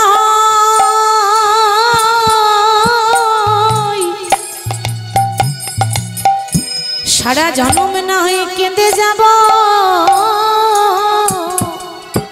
101 জনমে কৃপা পাব। আমি শত জনম না হই কেটে যাব 101 জনমে প্রভুর কৃপা পাব। জীবাস যদি প্রভু বলতো কোনো জন্মেই কৃপা করিব না, তাহলে আমি গঙ্গায় ঝাঁপ দিয়ে আমার প্রাণ ত্যাগ করতাম। কিন্তু আমার দয়াময়ী বলেছি আমাকে 100 জন্মে কৃপা করবে না। ও মা ধৈর্য দেখুন, 100 জন্মে কৃপা নাই বা হলো বাবা, 101 জন্মে তো হবে। 101 জন্মে যদি না হয় 102 জন্মে তো হবে, কোনোদিন না কোনোদিন তো হবে। আমি ততদিনের জন্য অপেক্ষা করব। আর ভগবান এই ধৈর্যটা দেখতে চাইছি। যেই না বলেছে সারা জনম অপেক্ষা করব, আরে কাঁদতে হলে সারা জনম না হয়ে কেঁদে যাব। ভগবান আর থাকতে পারলো না, ভেতর থেকে এসে মহাপ্রভু ছুটতে ছুটতে এসে মুকুন্দ সরকারকে জড়িয়ে ধরেছে। মুকুন্দ সরকার, প্রভু তুমি যে বলেছিলে তুমি আমার মুখ দেখবে না, তুমি যে বলেছিলে যে তুমি আমাকে কৃপা করবে না, তাহলে ছুটে এসে আমাকে জড়িয়ে ধরলে কেন দয়াময়? মহাপ্রভু বললেন, মুকুন্দ তোমার ভিতরে যা প্রেম, তোমার ভেতরে যা ভক্তি, এ তো সাধারণ মানুষে বুঝবে না। আমি জানি, আমি ভক্তের মনের কথা জানি। আমি এরকম কথা কেন বললাম জানো? সবাই যদি সংসার ছেড়ে সন্ন্যাসী হয়ে যায় তাহলে সংসার করবে কি?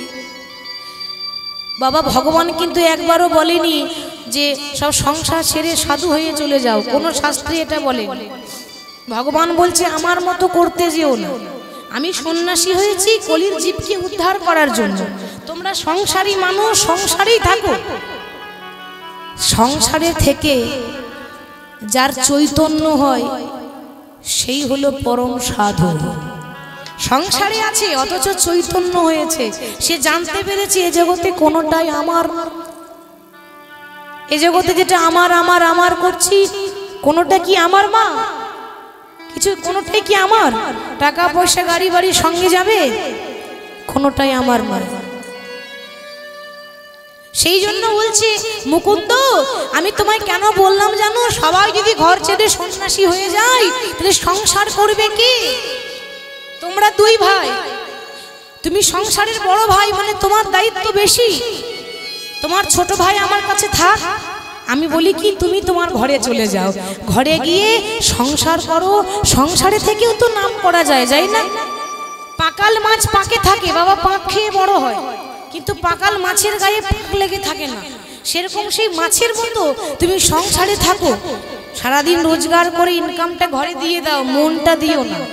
মনের দাম দিতে কেউ পারবে না, মন একমাত্র গোবিন্দর চরণে শক্তি দিও। ওই জন্য আমি তোমাকে বলেছিলাম আমি তোমাকে কৃপা করিব না। তাই আমার কথা শুনে রাখো, ফিরে যাও, ফিরে যাও, মুকুন্দ শ্রীখণ্ডে ফিরে যা, ফিরে যাও, ফিরে যাও, শ্রীখণ্ডে ফিরে যাও, ফিরে যাও, ফিরে যাও শ্রীখণ্ডে ফিরে যাও, ফিরে যাও, ফিরে যাও শ্রীখণ্ডে ফিরে যাও, ফিরে যাও, যাও, যাও, ফিরে যাও, ফিরে যাও, যাও, যাও, ফিরে যাও, ফিরে যাও, যাও, যাও, ফিরে যাও, ফিরে যাও, যাও, যাও, ফিরে যাও, ফিরে যাও, ফিরে যাও শ্রীখণ্ডে ফিরে যাও, ফিরে যাও, ফিরে যাও, শ্রীখণ্ডে ফিরে যাও। প্রভু এ কি করছো তুমি? আমার ছোট ভাইকে তুমি কৃপা করলে আর আমাকে বলছো ঘরে চলে যাও, ঘরের ছেলে ঘরে ফিরে যাও। কেন প্রভু? আমার কি ভক্তি নাই? আমি কি কোনো দোষ করেছি? বলে শোনো, সংসারে থেকে নাম করা যায়, তুমি হয়তো জানো না। সংসারী যদি ভগবানকে ভালোবাসে, ভগবান বেশি সন্তুষ্ট হয়। আসতে তার প্রমাণ আছে মা, তার প্রমাণ একবার নারদ মুনি 24 ঘন্টা নারায়ণ নারায়ণ করতে করতে নারায়ণের কাছে এসেছে। এসে বলছে, ও প্রভু কি করছো তুমি? দেখছে মা নারায়ণ বসে বসে কাঁদছে, মানে ভগবান কাঁদছে। ও মা, ভগবান যখন কাঁদছে না, তখন নারদ বলছে, প্রভু আমি 24 ঘন্টা নাম করি, নারায়ণ নারায়ণ করি, কই আমার জন্য তো একদিনও কাঁদো না? আর কোন সে রাম শ্যাম যদু মধু তার জন্য কাঁদছো?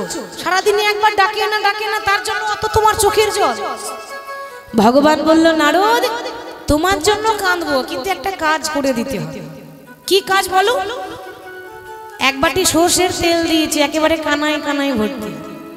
এই এক বাটি সর্ষের তেল নিয়ে গোটা ত্রিভুবন আমার নাম করতে করতে ঘুরে এসে, তো যেই না ঘুরে আসবে দেখবে আমি তোমার জন্য কাঁদ।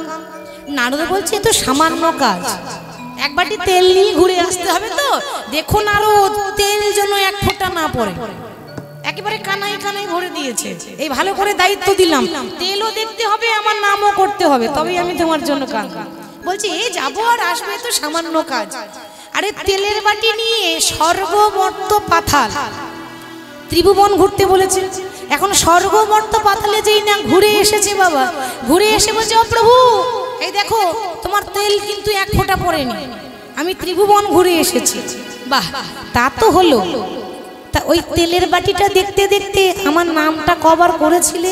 এই যা প্রভু, আমি না তোমার নাম করতে ভুলে গেছি। কেন?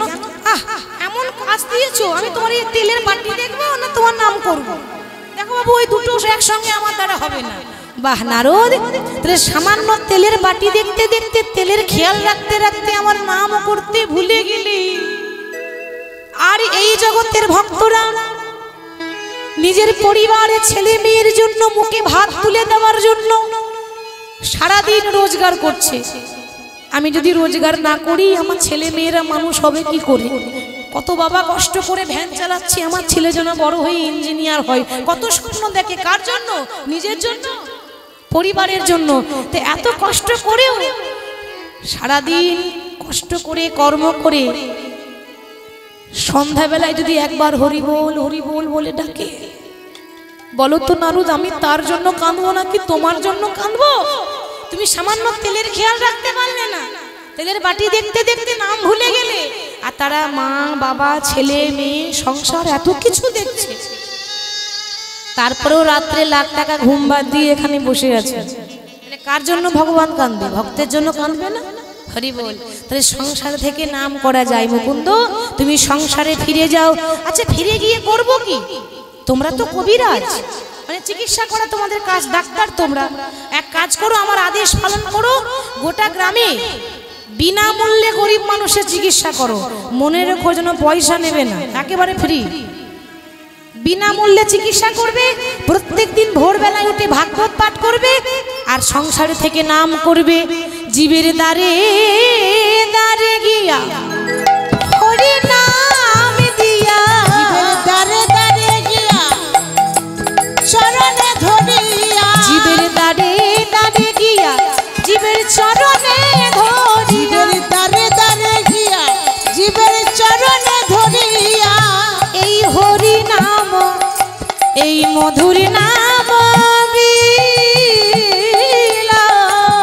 ফিরে যাও, ফিরে যাও শ্রীখণ্ডে, ফিরে যাও, ফিরে যাও, ফিরে যাও শ্রীখণ্ডে, ফিরে যাও, ফিরে যাও, ফিরে যাও শ্রীখণ্ডে, ফিরে যাও। তাই হবে। আজ থেকে বিনামূল্যে গরিব মানুষের চিকিৎসা করব, ভাগবত পাঠ করব, আর হরিনাম করব। তাই মহাপ্রভুর আজ্ঞা পাইয়া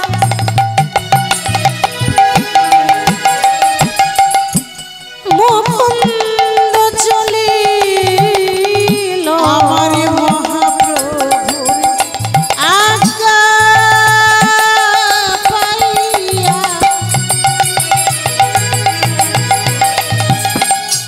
মুকুন্দ চলিল, মহাপ্রভুর আজ্ঞা পাইয়া মুকুন্দ চলে, আমার মহাপ্রভুর আজ্ঞা পাইয়া মুকুন্দ চলিল, ওই শ্রীখণ্ড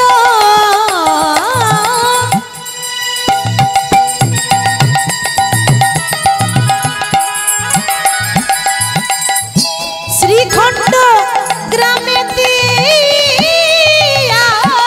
আসি, উপনীত হল ওই শ্রীখণ্ড গ্রামেতে আসি,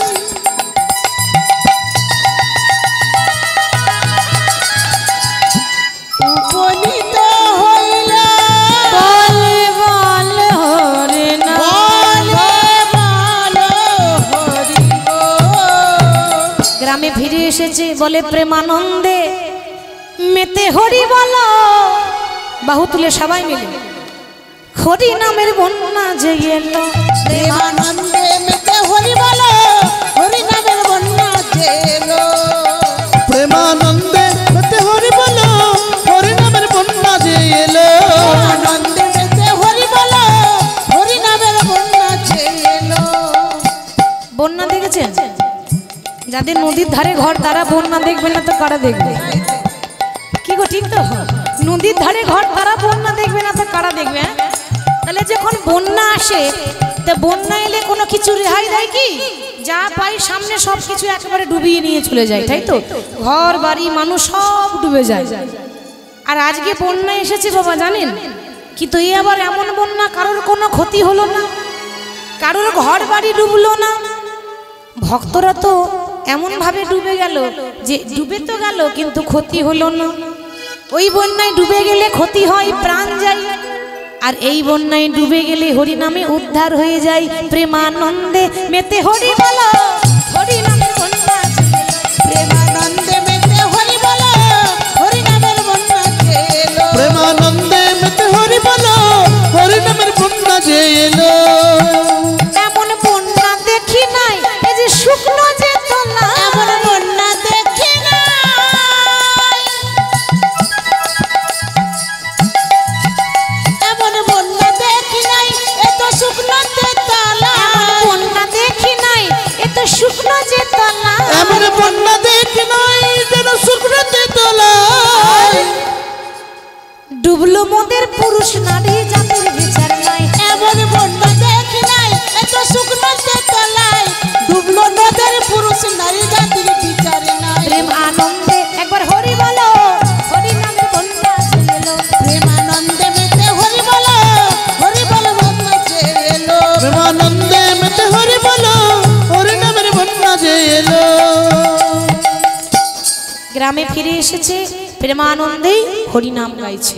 মহাপ্রভু বলেছে কি প্রত্যেকদিন গরিব মানুষের চিকিৎসা করবে বিনামূল্যে, এটা বলেছে। আর তাই হলো। ওমা ছোট ভাই কিন্তু রয়ে গেল, নরহরি সরকার প্রভুর কাছে থেকে গেল, আর বড় ভাই মুকুন্দ সরকার ঘরে চলে এলো। বর্ধমান জেলার শ্রীখণ্ড গ্রাম ফিরে এসেছে। এবার প্রত্যেক দিন গরিব মানুষের চিকিৎসা করে। এবার তখনকার যে সময়, তখন ছিল দেশে মুঘল শাসন। মুঘল মানে মুসলমান রাজা, মুসলমানের হাতে দেশ চলছে, তার শাসন চলছে। তখনকার রাজা সারা বাংলার নবাব হুসেন শাহ। তখনকার সময় সারা বাংলার, আমাদের যেমন পশ্চিম বাংলা আছে সেরকম তখন এই গোটা পশ্চিম বাংলার সারা বাংলার নবাব হুসেন শাহ। সে দেশের মন্ত্রী বলতে পারেন, দেশের রাজা, তার আদেশে সবকিছু হয়। তার হয়েছে তীব্র পেটে যন্ত্রণা, মানে পেটে ব্যথা। দেশের মন্ত্রীর পেটে ব্যথা, বড় বড় ডাক্তার এলো আর গেল, পেটের ব্যথা কেউ ভালো করতে পারছেন না। পেটের ব্যথা ভালো হচ্ছে না, একেবারে তীব্র ব্যথা, কিছুতেই ভালো হচ্ছে না, এত যন্ত্রণা করছে পেটে। একজন প্রজা এসে বলছে, মহারাজ আপনি যদি কিছু মনে না করেন একটা কথা বলবো, ছোট মুখে বড় কথা বলি। বলো। আমি বলছিলাম কি, অনেক তো ডাক্তার দেখালেন, কেউ ভালো করতে পারছেন না। আমি একটা কবিরাজের খোঁজ পেয়েছি, একটা ছোট্ট গ্রামে থাকে, বেশ বড় সড়ো কবিরাজ নয়, একটা ছোট্ট কবিরাজ, মানে ছোট্ট ডাক্তার একটা।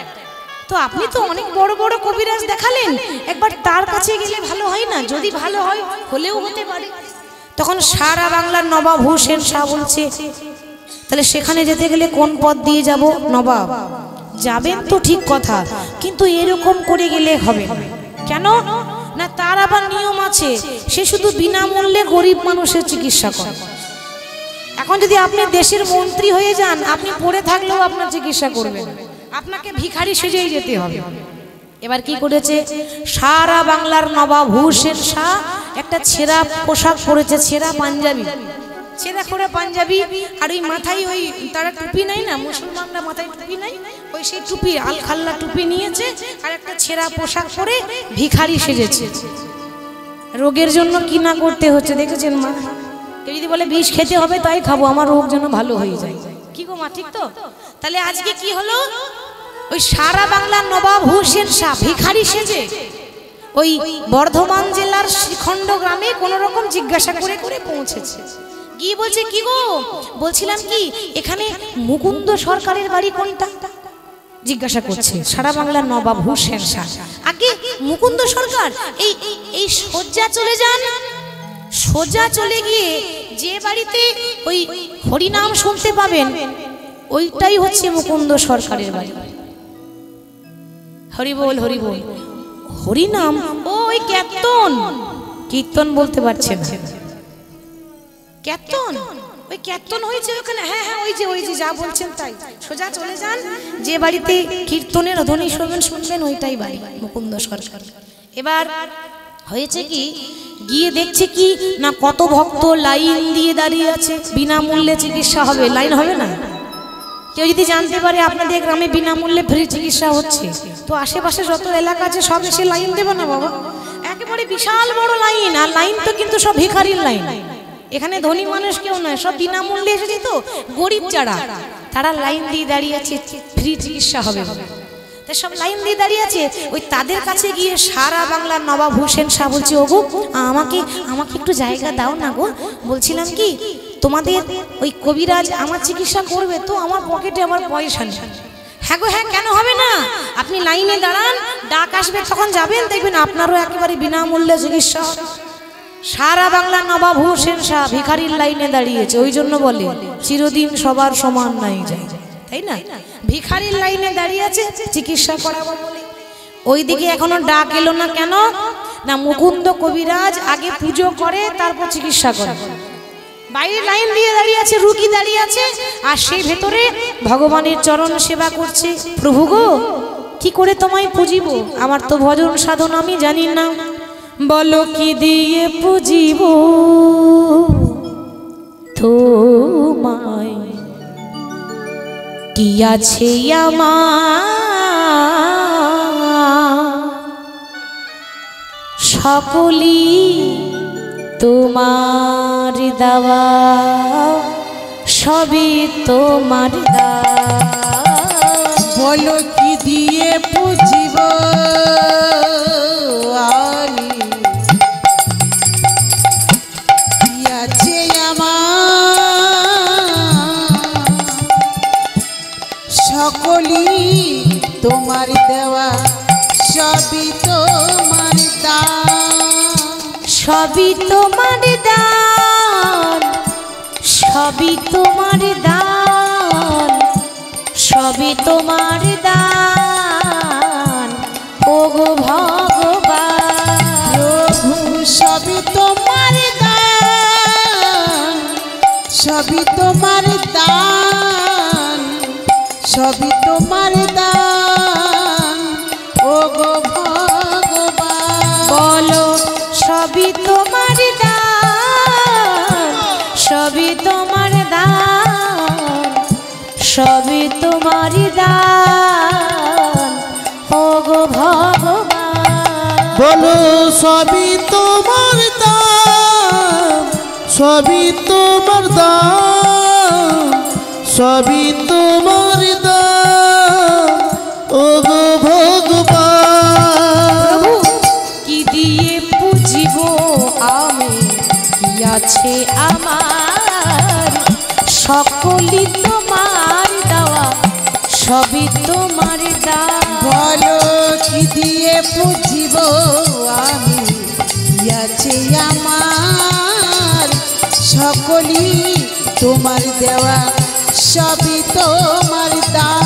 বলো কি দিয়ে পুজিব আমি, কি আছে আমার, সকলই তোমার দেওয়া, সবই তোমার দান। কি দিয়ে পুজিব বলো কি আছে আমার, সকলই তোমারই দেওয়া, সবই তোমার দান। ভগবানের চরণে তুলসী পাতা দিয়েছে, তুলসী পাতা দিয়ে বলে ওগো গোপীনাথ, আমি তোমায় সোনার মন্দির গড়ে দিতে পারি নাই, আমি তোমায় সোনার মূর্তি করে দিতে পারি নাই, তবে জানি তুমি তো ভক্তের হৃদয় মন্দিরে থাকো, তাই তুমি আমার হৃদয়ে বিরাজ করো। এবার তুলসী পত্র দিয়ে সেবা দিয়ে ডাক দিয়ে বলছে কই গো, তোমাদের মধ্যে সব থেকে যে গরিব আছো সে আগে এসো, তার চিকিৎসা আগে হবে। ডাকছে সবার থেকে যে গরিব, সবার থেকে যে ভিখারি, সে আগে এসো, তার চিকিৎসা আগে হবে। আর যেই না বলেছে সারা বাংলার নবাব হুসেন শাহ ছুটে গেছে, আগে আগে আমার মতো ভিখারি আর কেউ নাই। এই দেখুন আমার না পকেটে পয়সা নেই। বেশ তো বেশ বেশ বেশ, পয়সা লাগবে না, আমি পয়সা নিই না, আমি বিনামূল্যে চিকিৎসা করি। বেশ, তা কি হয়েছে তোমার? আগে আমার ভীষণ পেটে যন্ত্রণা, আমার পেটে ব্যথা ভালো হচ্ছে। সারা বাংলা নবাব বলছে, মন্ত্রী বলছে তখনকার সময়ে। তা শোনো, একটা কাজ করো তো, ওই তাড়াতাড়ি জামাটা খুলে ওই মাটির বারান্দায় একটু শুয়ে পড়ো তো। আর যেই না বলেছে মাটির বারান্দায় শুতে, মনে মনে ভাবছে সারা বাংলার নবাব হুসেন শাহ সোনার সিংহাসনে বসে থাকি, আমার আদেশের দেশ চলছে, আর আমাকে বলছে মাটির বারান্দায় শুতে। রোগ যদি ভালো না হয় তাহলে ওর একদিন কি আর আমার একদিন কি? সম্মান যাচ্ছে সারা বাংলা নবাব হুসেন শাহ মন্ত্রী, তাকে বলছে জামা খুলে মাটির বারান্দায় শুতে, এত বড় অপমান। ঠিক আছে তাই করি, সঙ্গে সঙ্গে জামাটা খুলে মাটির বারান্দায় শুয়ে পড়েছে। আর যেই না মাটির বারান্দায় শুয়েছে না মা, শুতে না শুতে অর্ধেকটা ব্যথা ভালো হয়ে গেল। কবিরাজ ঠাকুর, ও কবিরাজ ঠাকুর, বলছিলাম কি এই তোমার এই মাটির বারান্দায় ওষুধ দেওয়া আছে নাকি গো? বলে কেন? না শুতে না শুতেই অর্ধেকটা ভালো হয়ে গেল পেটে ব্যথা। ও আসলে কি জানো তো, ওই কতজনকে ওষুধ দিতে গিয়ে পড়ে যায় তো, আমার মনে হয় ওইটুকুনি তোমার কাজ হয়েছে। দেখেছেন কতজনকে ওষুধ দিয়ে মাটিতে পড়ে যায়, ওইটুকুনি কাজ হয়েছে। তুমি হাঁ করো, তোমাকে আসল ওষুধটা দিয়েছি। আর যেই না হাঁ করেছে অমনি ওষুধটা দিয়েছে, আর যেই না দিয়েছে ওষুধ খেয়ে একেবারে সঙ্গে সঙ্গে পেটে ব্যথা ভালো হয়ে গেল। আশ্চর্য হয়ে গেল, এত বড় কবিরাজ, এত বড় বড় ডাক্তার এলো আর গেল, কেউ ভালো করতে পারলো না। আর একটা সামান্য ছোটখাটো কবিরাজ পাড়া গ্রামে পড়ে আছে, সে এমন ওষুধ দিল যে একবার খেতে না খেতেই ভালো হয়ে গেল। আসলে মহাপ্রভুর আশীর্বাদ ছিল তো, এই ওষুধ যে খাবে যার যা রোগ আছে ভালো হয়ে যায়, এটা প্রভুর আশীর্বাদও ছিল তার। তা এখন বলছে শোনো, এত বড় বড় কবিরাজ যখন ভালো করতে পারলো না, তুমি যখন ভালো করলে, তৈরি হয়ে যাও, কাল সকালেই তোমাকে আমার সঙ্গে আমার দেশে যেতে হবে, গৌড়ে। হরি বল। মানে যেখানে তিনি বাস করতেন সেটা হচ্ছে গৌড়ে দেশ, ওই জন্য বলছে গৌড়ে, কাল সকালেই আমার সঙ্গে যেতে হবে। কবিরাজ ঠাকুর বলছে কে হে তুমি, এত বড় কথা, আমি তোমাকে চিনি না, আমি তোমাকে জানি না, সকালে তোমার সঙ্গে চলে যাব? তুমি তো আমাকে চেনো না, আমি আমার পরিচয়টা দিয়ে দিই, আমি হলাম সারা বাংলার নবাব হুসেন শাহ। সারা বাংলার নবাব হুসেন শাহ, আমাদের দেশের মন্ত্রী এসেছে আমার মতো একটা কাঙালির ঘরে। হ্যাঁ, কি করব, আমার পেটে যন্ত্রণা, পেটে ব্যথা কেউ ভালো করছে না, তোমার আবার নিয়ম, তুমি নাকি আবার কোনো রাজা জমিদারের চিকিৎসা করো না, ওই জন্য আমাকে ভিখারি সেজে আসতে হলো। তা তৈরি হয়ে নাও, কাল সকালেই তুমি আমার সঙ্গে যাবে। রাজার আদেশ অমান্য করতে পারে? দেশের মন্ত্রী আদেশ করবে আর আপনি করতে পারবেন না? হ্যাঁ, করতে তো আপনাকে হবে, তার আদেশ তো, কিছু করার নাই, যেতে যখন হবে তখন যেতে হবে। তো সারা রাত বিছানায় শুয়ে শুয়ে চিন্তা করছে, প্রভু তুমি যে আমাকে বলেছিলে বিনামূল্যে গরিব মানুষের চিকিৎসা করতে, আমি যদি নবাবের সঙ্গে চলে যাই, কত কত গরিব মানুষ তারা চিকিৎসা না পেয়ে, ওষুধ না পেয়ে তারা প্রাণ হারাবে, তাহলে গরিব মানুষের চিকিৎসা করবে কি? আমি যদি তার সঙ্গে চলে যাই তার দেশে, তাহলে আমার গ্রামের রোগীরা কি করে ভালো হবে? মহাপ্রভু স্বপ্ন দিচ্ছে, কবিরাজ তুমি তো একটা কবিরাজ, মানে ডাক্তার, ডাক্তারের ধর্ম হচ্ছে ওই রাস্তার পড়ে থাকা ভিখারির যেমন চিকিৎসা হবে, সিংহাসনে বসে থাকা জমিদারের তেমন চিকিৎসা হবে। চিকিৎসার মধ্যে বিচার করলে হবে না, কিন্তু সেটা কি হয় মা?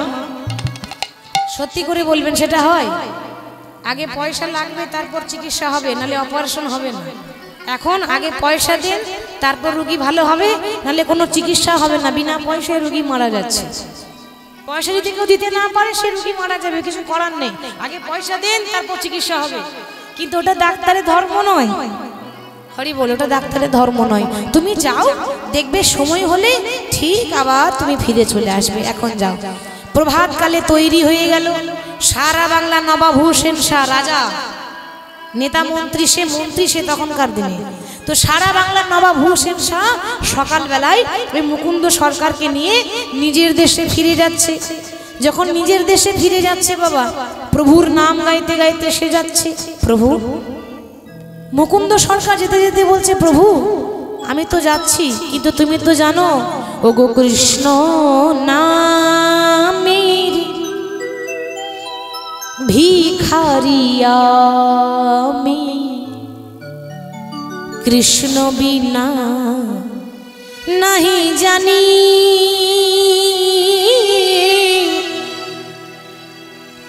কৃষ্ণ বিনা नहीं জানি, কৃষ্ণ নামের ভিখারি আমি, কৃষ্ণ বিনা নাহি জানি,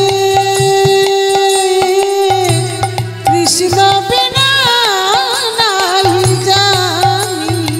প্রভু কৃষ্ণ নামের ভিখারি আমি, কৃষ্ণ বিনা नहीं জানি, কৃষ্ণ বিনা नहीं জানি। কৃষ্ণ নামে ভিখারি আমি, কৃষ্ণ বিনা নাহি জানি, কৃষ্ণ বিনা নাহি জানি। না জানি সাধন তোমার,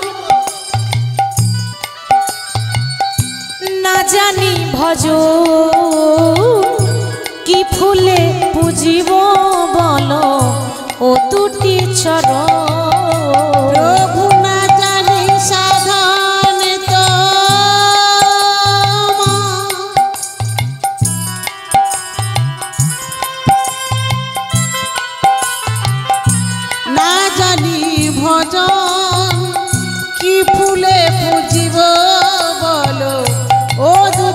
চরণ।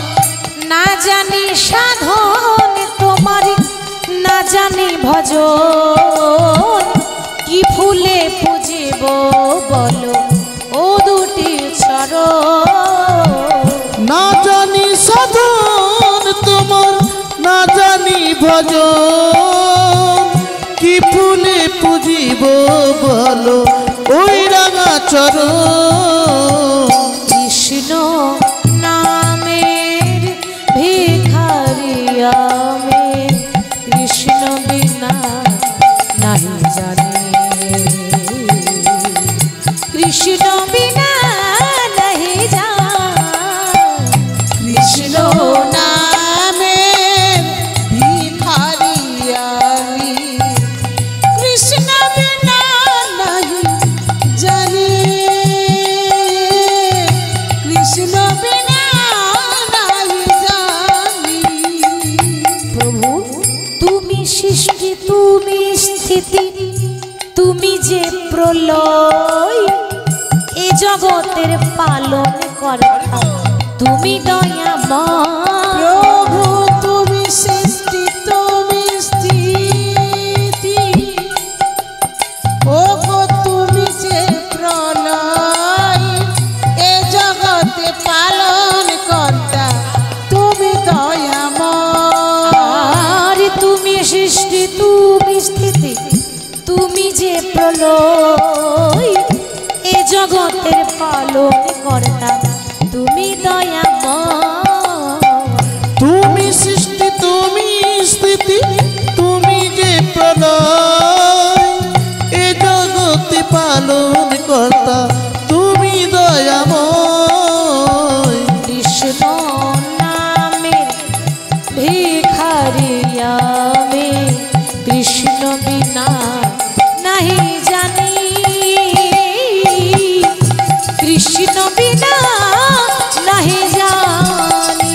কৃষ্ণ নামের ভিখারি আমি, কৃষ্ণ বিনা নাহি জানি, কৃষ্ণ বিনা, কৃষ্ণ বিনা, কৃষ্ণ বিনা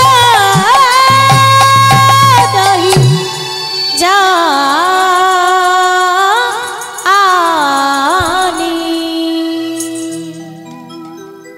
প্রভুর নাম গাইতে গাইতে যেই না সারা বাংলার নবাব হুসেন শাহ রাজার সঙ্গে গেল তার দেশে, তার দেশে যেই না গেছে মা, এখন দেখুন কি হয়েছে। যেতে যেতে বলছে, নবাব আমি আপনার সঙ্গে আপনার দেশে এলাম বটে, কিন্তু আমার একটা অনুরোধ আপনাকে রাখতে হবে। আচ্ছা কি অনুরোধ বলো? আমি তো রাজা, যে যা চাই তাকে তাই দিই। বলো তোমার কি অনুরোধ? না আমি আপনার সঙ্গে আপনার ঘরে থাকবো না, আপনার রাজমহলে থাকবো না, এবং আপনি আপনার যে খাবার খান আপনার ঘরে সেই অন্ন আমি খাবো না। তাহলে কি করবে, কোথায় থাকবে? আমাকে একটা ঝুপড়ি ঘর করে দেবেন, আমি ঝুপড়ি ঘর করে আমার গোপীনাথকে নিয়ে থাকবো। হরি বলে আপনার ঘরে আমি থাকতে পারবো না, এটা আমার অনুরোধ, দয়া করে আমার অনুরোধটা রাখুন। বেশ তাই হবে। তো নবাব থাকে রাজমহলে সোনার সিংহাসনে, আর ওই মুকুন্দ কবিরাজ থাকে একটা ছোট্ট তালপাতার ঝুপড়ি ঘরে। তা ছোট্ট তালপাতার ঝুপড়ি ঘরে প্রত্যেক দিন ওই গোপীনাথকে পূজা দেয়। বাড়ি থেকে গোপীনাথকে বুকে আগলে রেখেছিল, সঙ্গে করেই নিয়ে এসেছে। গোপীনাথকে রেখে আসেনি, ঘরে যে ঠাকুর গোপীনাথ তাকে বুকে জড়িয়ে এনেছে সেখানে। সেখানে ঝুপড়ি ঘরে গোপীনাথকে রেখেছে। গোপীনাথকে ঝুপড়ি ঘরে রেখে প্রত্যেক দিন তুলসী পত্র দেয়, গোপীনাথের আরাধনা করে, সেবা পূজা করে। এখন হয়েছে কি মা, আস্তে আস্তে আস্তে আস্তে দিন চলে যাচ্ছে। অনেক দিন পর সারা বাংলার নবাব হুসেন শাহ মনে মনে চিন্তা